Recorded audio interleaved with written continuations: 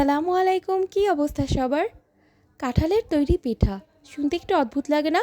কাঁঠাল তো খায়, কাঁঠাল দিয়ে আবার কিভাবে পিঠা তৈরি করা যায়? হ্যাঁ, কাঁঠাল দিয়ে এই মজাদার পিঠাটা তৈরি করা যায়। চলুন আজ আপনাদের সাথে শেয়ার করি। এখানে আমি কাঁঠাল নিয়ে নিয়েছি, আর কাঁঠালের পিঠা তৈরির জন্য অবশ্যই একটু নরম দেখে কাঁঠাল নিতে হবে। কাঁঠালটা আমি ব্লেন্ডার করে নিয়েছি।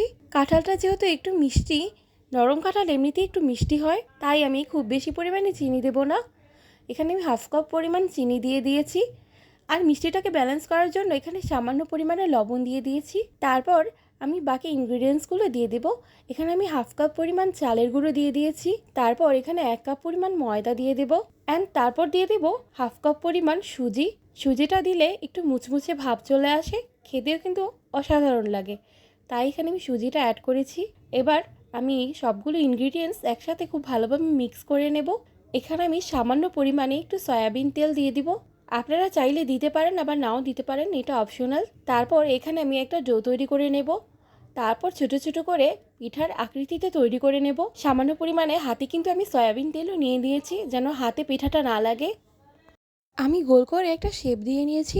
আপনারা চাইলে যে কোনো শেপ দিয়ে তৈরি করে নিতে পারেন, সেটা আপনাদের ইচ্ছে মতো। হাতে কিন্তু অবশ্যই একটু সয়াবিন তেল দিয়ে দেবেন। এভাবেই আমি এই শেপেই সবগুলো পিঠা একসাথে তৈরি করে নেব। এই যে দেখুন, আমি সবগুলো পিঠা একই শেপে তৈরি করে নিয়েছি। পিঠাগুলো তৈরি করে নেওয়া হয়ে গেলে এখন আমি পিঠাগুলো ধীরে ধীরে ভেজে নেব। তেলটা একটু গরম হয়ে গেলে আমি আস্তে আস্তে সবগুলো পিঠা ভেজে নেব। প্রথমে আমি অল্প অল্প করে পিঠা ভেজে তুলে নিচ্ছি। এই যে দেখুন, এভাবে আমি একটু লাল লাল করেই পিঠাগুলোকে ভেজে নিয়েছি। এইভাবেই আমি সবগুলো পিঠা ভেজে নেব। এই তো আমার পিঠাগুলো তৈরি হয়ে গেছে। দেখুন কত সুন্দর হয়েছে, খেতেও কিন্তু অনেক মজা হয়েছে।